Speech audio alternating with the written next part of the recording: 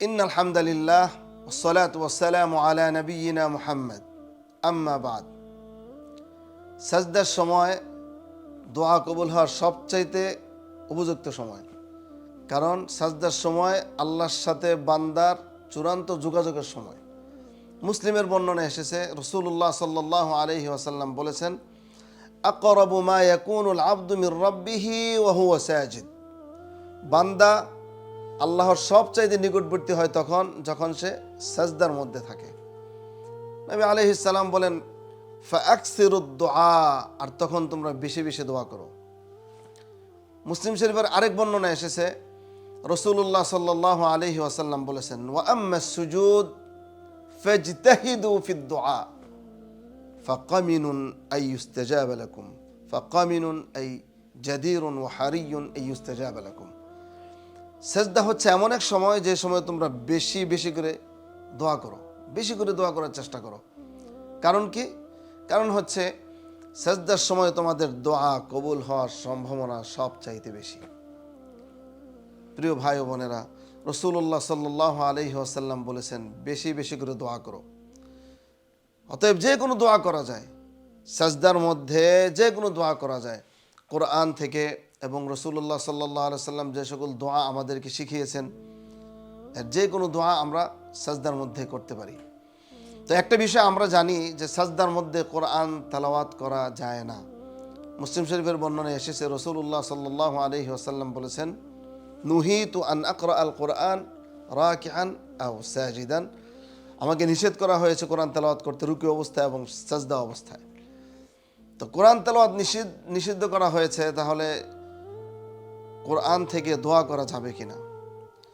এই প্রশ্নের জবাবে নাসাই শরীফের বর্ণনায় একটি হাদিস রয়েছে, সেটা বলা যায়, রাসূলুল্লাহ সাল্লাল্লাহু আলাইহি ওয়াসাল্লাম সাজদার মধ্যে একটি আয়াত তেলাওয়াত করেছেন, রুকুর মধ্যে একটি আয়াত তেলাওয়াত করেছেন। আয়াতটি হচ্ছে সূরাতুল মাইদার, ইন তুআযিবহুম ফাইন্নাহুম ইবাদুক ওয়া ইন তাগফির লাহুম ফাইন্নাকা আনতাল আজিজুল হাকীম। রাসূলুল্লাহ সাল্লাল্লাহু আলাইহি ওয়াসাল্লাম এই আয়াতটি বলেছেন এবং তিনি বলেছেন, সাআলতু রাব্বি আশ-শাফাআ লি উম্মতি। আমি সাজদার মধ্যে এবং রুকুর মধ্যে আমার রবের কাছে উম্মতের শাফাআত প্রার্থনা করেছি। তো বোঝা গেল, কোরআন থেকে কোনো আয়াত ব্যবহার করে যদি মাওলার সাথে কথা বলা হয়, এটা বলা যায়। এবং কোরআন থেকে যে কোনো দোয়া হিসেবে সাজদার মধ্যে করা যায়, তেলাওয়াত হিসাবে নয়। যেমন যে সকল সময় কোরআন তেলাওয়াত করা হারাম জুনুবি অবস্থায়, কিন্তু দোয়া হিসেবে কোরআনের কোনো একটি আয়াত, যেমন আয়াতুল কুরসি, তেলাওয়াত করা যায়। এই বিষয়ে ফতোয়া লাজনা দায়েমার ফতোয়া হচ্ছে, সাজদায় কোরআন থেকে কোরআনের দোয়া করা যাবে। যেমন রব্বির হামহুমা কামা রব্বায়ানি সগীরা, রব্বানা আতিনা ফিদ দুনিয়া হাসানাহ ওয়া ফিল আখিরাতি হাসানাতাও ওয়া কিনা আযাবান নার, রব্বানা যালামনা আনফুসানা ওয়া ইল্লাম তাগফির লানা ওয়া তারহামনা লানাকুনান্না মিনাল খাসিরিন। এ জাতীয় যে কোনো দোয়া করা যাবে। এবং রাসূলুল্লাহ সাল্লাল্লাহু আলাইহি ওয়াসাল্লাম যত দোয়া আমাদেরকে শিখিয়েছেন সমস্ত দোয়া করা যাবে। এরপরেও কিছু দোয়া নবী আলাইহিস সালাম সাজদার মধ্যে করেছেন। মুসলিম শরীফের বর্ণনায় এসেছে, আবু হুরায়রা রাদিয়াল্লাহু তাআলা আনহু বলেন, রাসূলুল্লাহ সাল্লাল্লাহু আলাইহি ওয়াসাল্লাম সাজদার মধ্যে এই দোয়াটি করতেন। দোয়াটি হচ্ছে, আল্লাহুম্মা গফিরলি যামবি কুল্লাহু দিক্কাহু ওয়া জিল্লাহু আউওয়ালাহু ওয়া আখিরাহু ওয়া আলানিয়াতাহু ওয়া সিররাহু। আল্লাহ, তুমি আমার ছোট বড়, আগের পরের, প্রকাশ্য অপ্রকাশ্য সকল গুনাহগুলি তুমি ক্ষমা করে দাও। মুসলিম শরীফের অন্য বর্ণনায় এসেছে, আয়েশা রাদিয়াল্লাহু তাআলা আনহা বলেন, রাসূলুল্লাহ সাল্লাল্লাহু আলাইহি ওয়াসাল্লাম সাজদার মধ্যে এই দোয়াটি করতেন। তাহাজ্জুদের সাজদার মধ্যে এই দোয়াটি করেছেন।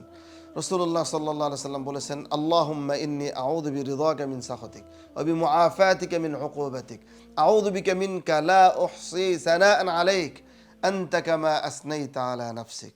অর্থ হচ্ছে, আয় আল্লাহ, আমি তোমার সন্তুষ্টির মাধ্যমে তোমার ক্রোধ থেকে আশ্রয় চাই এবং তোমার ক্ষমার মাধ্যমে তোমার শাস্তি থেকে আশ্রয় চাই।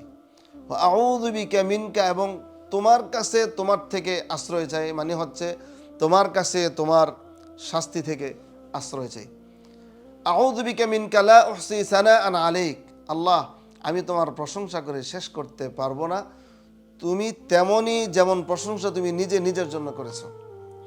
এছাড়া বুখারী শরীফের বর্ণনা এসেছে আরেকটা দোয়া, আল্লাহুম্মা ইজআল ফি কলবি নূরা ওয়া ফি সামঈ নূরা وفي بصري نورا وعن يميني نورا وعن شمالي نورا وفوقي نورا وتحتي نورا وأمامي نورا وخلفي نورا। এরকম আরেকটা দোয়া আছে, আল্লাহ তুমি আমার কলমের মধ্যে নূর দাও, আমার শ্রবণ শক্তিতে নূর দাও, আমার দৃষ্টি শক্তিতে নূর দাও, আমার সামনে পিছনে ডানে বামে উপরে নিচে নূর দাও। এই জাতীয় দোয়া আমরা করতে পারি।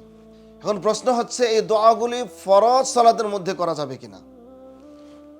হ্যাঁ, ফরজ সালাতে সাধারণত আমরা জামাতের সাথে আদায় করি ফরজ সালাত। তো নির্ধারিত যে জিকির এবং দোয়াগুলো থাকে ফরজ সালাতে সেগুলো করাই উত্তম। তবে কেউ যদি ফরজ সালাত একে একে পড়ে অথবা ইমাম সাহেব একটু লম্বা করে আর সেই সময় যদি কেউ করে তাহলে করা যাবে। ফরজ সালাতেও সাজদার মধ্যে দোয়া করা যেতে পারে।